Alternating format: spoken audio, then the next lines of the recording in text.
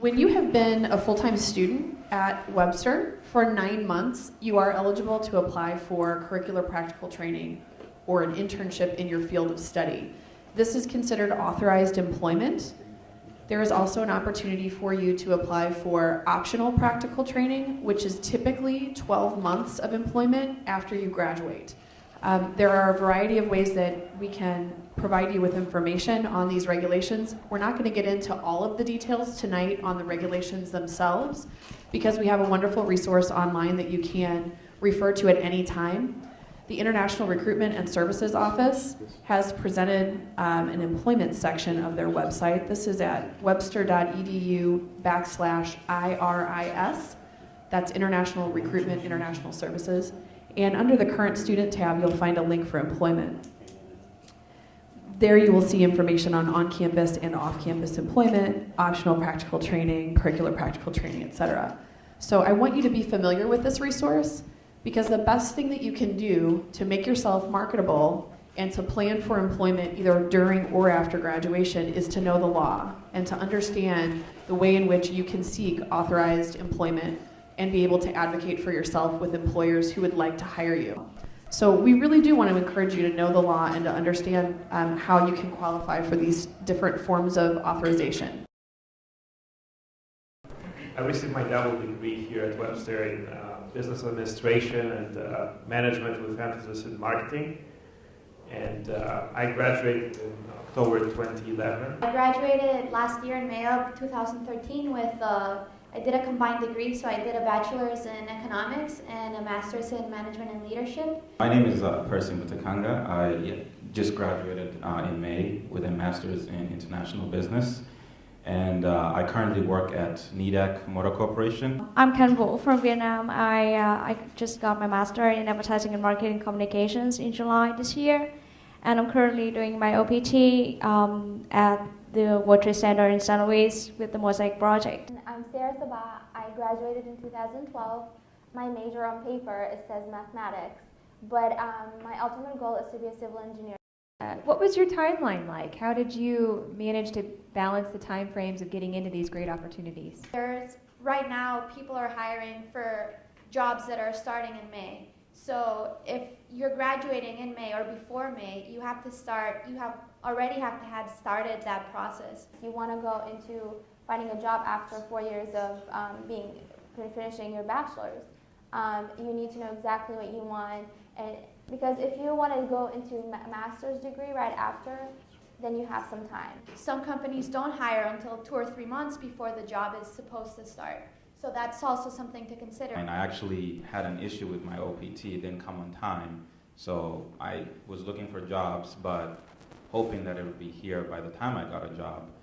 So you definitely want to get your OPT stuff going really early, because if you don't get it out early, then anything could happen. So give yourself a year and a half minimum in advance to apply.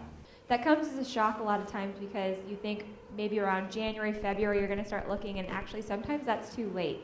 So be thinking now about what your future plans are and begin planning accordingly for that, because the process itself can also take several months as well. By the time they post the position, they leave it open long enough to get enough candidates, you interview, and then you get offered. That sometimes can take anywhere from 3 to 6 months. I remember when I was transitioning from my CPT to OPT, Wes and I were spending, so many meetings together talking about this all over again and again. And, as always, I just threw those papers somewhere in my drawer, and they were sitting down there. And last minute, as I was already actually, interviewing for a position, that's when I actually submitted all the papers to make sure that they can get processed. And so I actually received a job offer from my first employer, and I had to wait 1 week until I received the employment authorization card. So, as it has already been mentioned, just apply as early as possible.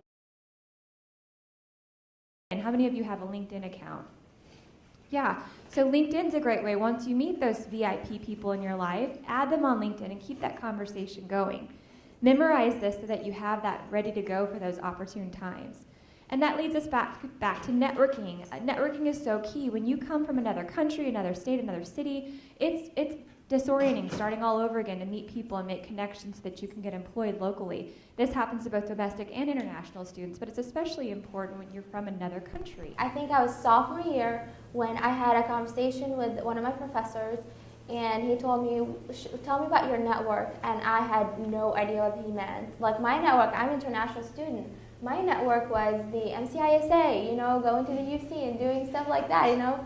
You know, when you network, just don't be desperate. You know, like that's a very important thing. When you approach people, don't throw this out there on the table that, hey, like I'm talking to you only just because I want a job.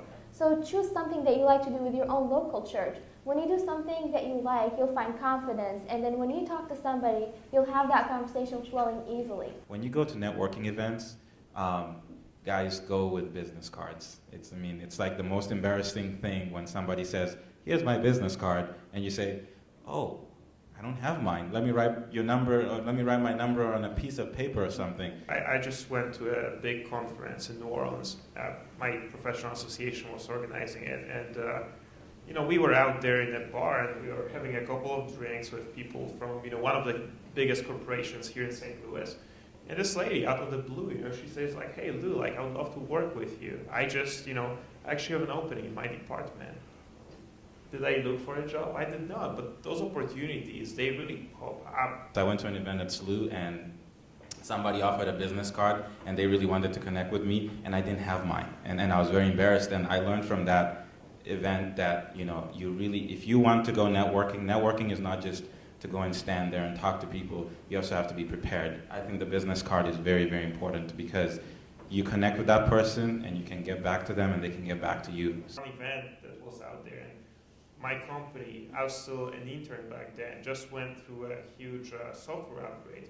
So I was there, I was really excited to hear Worldwide Technologies, they do a lot of software updates that work around that, and I was just talking to this guy about, you know, what we've gone through, trying to exchange experiences, and you know, out of the blue, he said like, hey, this is my business card, give me a call, we might use your experience at some point. Was I looking for a job at that point? No, because I was working for Sun, but those opportunities out there. So for the last 3.5 years, I've been on the board of directors of the local chapter of Professional Association for Operations Management folks, and this has been a tremendous help for me, especially when I was transitioning from one job to another. You know, if you guys haven't heard of RBC Mentorship Program, you should definitely take a look at that. Try and sign up for it, or at least I think Walker Edge is the one that usually runs that program, so try and find out more information about it, because it's really good. They take like 15 students from each of the local universities in St. Louis, and they basically connect you with a local influential person, like a CEO or one of the local business people in St. Louis who are really successful. And so you have a one-on-one basically relationship with them. So last year, this is of course regarding international students. Last year when I did it, it was the first time they actually accepted international students into this program. So, which was really big for some of us because, as we've all known, networking is really tough. So my mentor was really, really great lady. She's actually originally, I think, from Guatemala, but she came here, very successful, started her company, and you know, she has a nice IT staffing agency downtown. But through that program, we got to go to different areas in St. Louis. We went to Boeing, we went to a lot of the different companies in St. Louis and got to meet other people. I mean, whatever is your field of study, I bet there's an association here in St. Louis that brings people together who are in that field, they work there, they're interested in it, maybe some people from, you know, academic background. And just going there and practicing networking, I mean, those people are there for a reason. They want to reach out to other people who are. St. Louis currently has a goal to be the fastest growing major metropolitan region for immigration by 2020. And one of the ways they're doing this is creating a program called the Mosaic Project, which is actually creating sort of a sponsorship, if you will, of being a silver level employer or a gold level employer, and that's all based on how much they give back to their community. Are they hiring interns? Are they sending opportunities out to local schools? Are they doing mentoring programs? So hopefully, I think in a couple of years, somewhere in that time frame, you'll be able to actually access information that helps you find employers that are internationally friendly and are hiring more and kind of contributing to keeping that talent local. I came to find the Water Center and Mosaic Project through Golok Jobs and also through the worker program at the School of Business at Webster. So when I know that I had to find a position or an internship or a job after graduation, I started looking on websites like such as Going Global, going USA Career, and Golok Jobs. That's where I found the internship right now. The strategy that I used to get the opportunity that I had was actually, I know sometimes people are worried, well, I've looked at jobs, I've applied online, I can't get any jobs, they're not calling me back. What is another avenue for me to enter this company? And I would suggest staffing agencies and recruiting agencies, because that's how I got my job. And basically what a staffing agency is they're kind of like they're hired by a company to basically do the HR process of hiring somebody. So let's say a big company like NEDEP, where I work, they have so many people that they hire, but they have a small human resource department, and they don't want to interview 500 people. So they'll hire a different company from outside and say, we're looking for somebody in international business, these are our specifications, get us the top 10 people. So my first employer was a small family-owned company, maybe 500 people worldwide, and they had no idea. I mean, for many people probably I worked with, I was the very first international person they ever met in their lives. So, talking about H1B applications and sponsorship and stuff like that, this was, abracadabra. So knowing your thing is very powerful. I mean, right? Knowledge is power. So, if you know your things, you can really walk them through the process and make sure that they understand. It's not as difficult and complicated as it might all sound. So when I first was hired, I was an intern. Then I got promoted to a full-time position. At that full-time position, I noticed that the field I'm not very comfortable in. I'm always going to be good at, but I'm not going to be great. So I went from a full-time position to an intern just because I wanted to switch teams for something for me to shine on, be like creative in it. And so that kind of, like everybody was calling me like, oh, you're crazy, why are you doing this? You're going from a full-time salary to a part-time intern pay hourly. And I was like, I don't care because I know this position that I want is what I'm going to be good at. The biggest thing is you have to go out there and really learn your craft. So if you get into a position and it's something that's really difficult, try and learn as much as you can about that role, because as you get more comfortable and you show that you're really working hard and they see improvement, and then all of a sudden they start giving you responsibilities, it's by the time you come to that question of H1B sponsorship, it'll be almost a no-brainer. And I didn't care. Even the boss that hired me for the other intern position, they were like, are you sure? I was like, yes. And so I was just doing my thing. I was like being an intern, and I told them I can get an extension for another year. So that kind of made me comfortable. I just did my best. I'm not telling you to do this, but I was the first one to come in and the last one to leave. And even when I go home, I do research because, it's in IT, something new. And then out of nowhere, the company lawyer called me and they said, oh, your boss and HR filed for your H1B visa. And they want you to stay with the company. And so be the best you can. Don't make, sponsorship is important. You have to tell your boss, but don't beg them for it. The more you beg for it, the more you want it.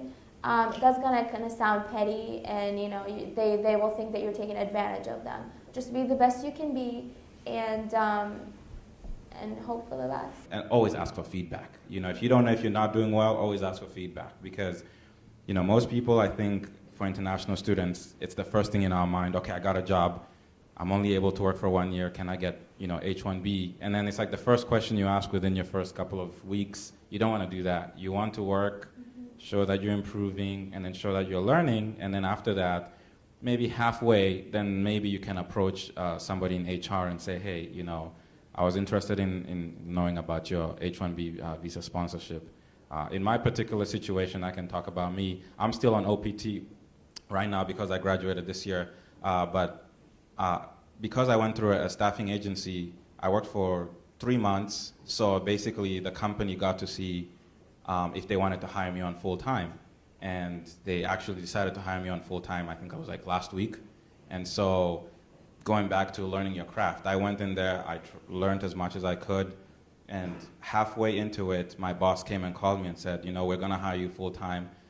We actually want you to stay here. And not only that, we are going to try and see if we can work your H1B situation. I didn't even ask them that, but they knew because I was doing such a good job. So if you focus on your job and you do really well, other things will come. So H1B visa is a little bit more a lot more complicated than student visa. It's not granted for everybody. It's just literally if the employer is sponsoring you, they have to document like minimum of like 100 pages or whatever. My case at the end, when I saw this, I was like, oh my gosh. My boss and my HR company, they had to provide a detailed letter to the T, like from the minute I go into the company to the second I walk out. They had to describe everything I do, every detail to the T, and the money that they spent and everything. And the main question is from the government to the employer is, why are you going through this process to hire this person while you can just hire an American? That's the question, and that's what they have to prove to them. This person is going above and beyond, and here's the proof. Because if you're just sitting there waiting for things to happen, just apply yourself. And if you're an introvert, you can't talk in a team meeting, here's a trick. Write down a list of what you think should be improved in the team or what you've learned and send it to your boss. That will add value. After you get the H1B visa, you're in a very comfortable position because you can transfer it to another employer. I mean, the H1B visa is actually given for 3 years, and it can be extended for additional 3 years afterwards. So altogether, you have 6 years. But you know, just like in my case, I mean, I got my H1B, Summit, my first employer, they sponsored my first H1B, and later. I felt like it was the right moment to switch a job, and you know, I looked for some other opportunities, and I did. And you know, Monsanto just had to transfer it. It was much easier. So one thing that has already been mentioned is that H1B is not for everybody. There is a quota every year. Only 65,000 visas can be issued, and it's critical that you apply as soon as possible. In my case, I work for the St. Louis Fed, that it's considered a nonprofit research institution. So if you apply to not-for-profit companies, if you apply for a lot of research institutions, universities, so this would be a job at a university, usually all of those are considered, are not considered for these capped, exactly for these, this amount of visas that can be issued. So in my case, my company decided to sponsor for my visa, and they submitted the application in January, and I got my visa in the middle of the spring. So I didn't have to wait for April 1st to apply. And then another thing is that if I were to change a job, and if I wanted to change to a job that was in a for-profit company, then I would have to, I can't just easily transfer my H1B to another company. I would have to go through the more formal, regular process, and then I wouldn't be necessarily granted that visa. Use the resources that you have on campus as well. I'm so glad you're asking this question now, because we want you thinking through what this process can look like over time. And when you have questions about these kinds of regulations, please come in and talk to us. The International Recruitment and Services Office can direct you to more detailed information that would be specific to you personally, based on what major you're in, based on what you're looking at in terms of your employment options. These are just some good examples that you can learn from to be able to determine what your next steps are. But certainly come in and talk with Wentz in our International Services Office if you have specific questions that are more focused on your personal experience. Absolutely. I still go back to Wentz. I got my H1B visa, and I was like, Wentz, what does that mean? And then it was supposed to be active October 1st. So that means you have a couple of months, you're in transition between visas, right? Yeah. So, yeah, and then after I got it, so every time, even though there's a company lawyer I can talk to, I come to Wentz first, because I trust him. And some of the smaller companies are less comfortable English in Montana, it was easy, but the first one, Sunday, you kind of had to walk them through. So learn how to advocate for yourself and know these restrictions and these guidelines so that you can help employers understand the process. And Colin, you might be able to touch on this a little bit, but with the Mosaic Project, one of the things they realized was that a lot of employers don't understand this process, and so one of the pieces that they're trying to put together in the future is offering some law advice. The Mosaic Project offers the small and mid-sized companies or whatever companies which like do not have any idea about what H1B Visa sponsorship.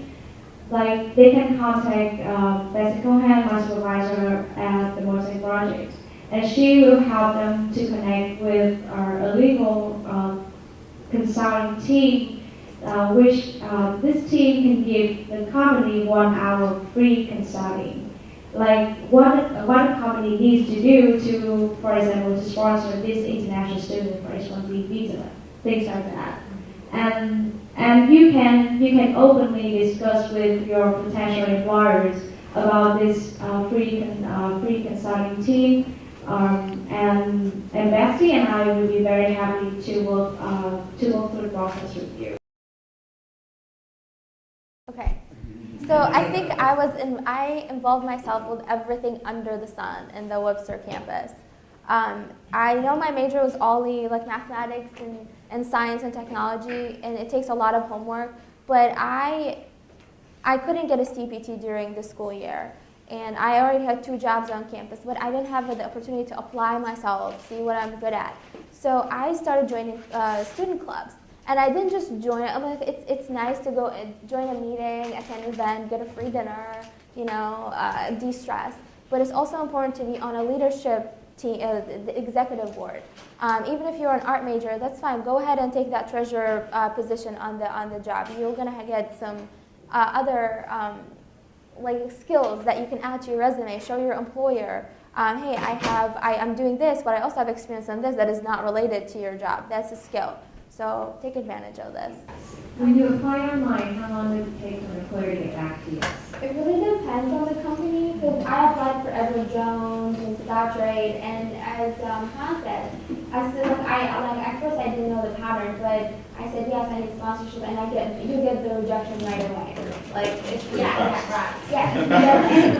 Sometimes you apply and you don't hear from anybody. A good tip is that to follow. If you're emailing your resume to somebody who didn't hear within like 3 days or say a week, try to do follow-up. Like, hello, I'm interested to see if you received my resume. If you have any questions, like leave it as simple as that. It was presented before to everybody, the one where you can actually look at the companies that employ international students and do sponsor H1B visa. I mean, if you apply to a company that has never done it, of course they're gonna pitch your resume in a heartbeat because they don't want to go through the hassle or for something they don't totally understand, right? So if you apply to the companies that you know, they do accept international applicants. Maybe apply for different jobs. I mean, for some jobs, I know that some jobs are eligible for applicants, without the work authorization here, and some are not. So. For a while, you found you couldn't get what you want. You can take a little detour just so that you won't be spending a lot of time doing nothing, because that will also affect your resume tremendously. So if you don't get what you want right away, try to find something alternative, something related to it. That's why I focus on talk to your professors, see what your major has to offer, what fields are there for you. Those lines as well, you can do volunteering things on your OPT, right? Yeah. Yes. So that's another way that you can, if you're finding that you're not getting anything and you're like on the line that you're gonna be kicked out of the country, you can always, there's a lot of volunteer opportunities. I actually went to an event sponsored by the food bank recently, and it was just an informational event. They were talking about a study that they did, and I think I'm actually going to join the Friends of the Food Bank Young Professionals group, because I thought it was a great opportunity to not only meet new people, learn new things about the community, but also apply different skills that I probably am not using in my job right now. So St. Louis actually has one of the highest charity contributions per capita living here in the St. Louis metropolitan area. So people in St. Louis do care about the community. So just going out to those events and reaching out to people who are present there, side by side, you might be sitting with, a VP of a big corporation or, one of the CFOs, somebody who would certainly help you out, securing a job or potentially, introduce you to somebody who would help you out. So keep this in mind. Lou, you bring up a really good point. How have you all found ways of kind of dispersing yourself in the community, building almost your cultural competency of St. Louis and networking with people here in a casual, social way besides these professional associations? How have you done that part of it? Back to saying do the things you like the most. For me, I was passionate about the Red Cross. And when I joined in as a freshman, I was an international student, I didn't even know what a student organization means. But like talking with other international students, we decided to open the Red Cross Club and network with the St. Louis, Red Cross St. Louis chapter. And that led to many things. I got to work with professionals from the Red Cross and make connections within campus, talk with the professors, network with other organizations. And from then on, you start networking with people outside of the campus. And from one point to the other, I am now part of different young professional groups. And that even after you get employed, that will make you a lot more attractive employee because your boss or my teammates, I'm the youngest one on the team, everybody has families, they just leave at 4, go home, but you're the one that's making connections, bringing connections from your company to your community. They find you an asset, not just by your hard work, but what you can bring to the company. I would just add on to that the biggest thing for me, the one thing that I really like about Webster, especially School of Business, is Dean Akande is a very famous guy in St. Louis. I mean, he knows a lot of people and a lot of people know him. And so I think one of the staffing agencies that I was interviewing with, the owner of that staffing agency, once she realized that I went to Webster and that I went to School of Business, she's like, oh, I know Dean Akande, he's a really good friend of mine. And I was like, oh yeah, that's great. I worked with him, because I used to work upstairs here. And so St. Louis is a small community, and so you have to take advantage of that. You have to really be proud of the school that you go to, because I think it's the first thing they always ask you, what school did you go to in St. Louis? It's the very most popular question out there. So if you go to Webster, the community, there's a lot of people who go to Webster, there's a lot of people who know people who go to Webster. So don't be shy to say, hey, I went to Webster, I know this person, maybe you know that person, I was a part of this group. Don't fear rejection. I mean, I think I've applied, I could count for you how many applications I've sent out, maybe 200 plus, I don't know. But my email is stacked, my history in my email is stacked with jobs that I applied for. And if you see that, letter that comes back and says, sorry, we went ahead and went with somebody else, just disregard it, move on to the next thing, because the longer you stay there thinking about, oh my goodness, I didn't get this job, I'm really depressed. The longer you think like that, the faster those other opportunities out there are being taken away by other people. Try to take in as much as you can, even if it's at a career event, a career services event. How are people dressed? What are people talking about when they're talking to the company representatives? When you're at an internship or at a job and you're new, be proud of who you are and where you come from. And I know that I'm not, in my role right now, I am, a staff advisor that you all know, but I'm also an alum of Webster University, and I'm going to give you one piece of advice that I received when I was an alum, or when I was graduating, and that really was to use your resources that you have at the school while you're a student. Really maximize the time you have here while you're studying, rather than trying to scramble after you've graduated to use the resources that were there for you all along. Whether that's, printing your resume at the print shop and making it really look nice, or, working through workshops or resources that the Career Planning and Development Center offers, or coming in and working with WENS, coming in and talking to us, attending the workshops that we offer for you. These are all free resources that are part and parcel of that, the value that you're getting out of your education. It's not just what you're doing in the classroom, but how you're adding value outside of the classroom.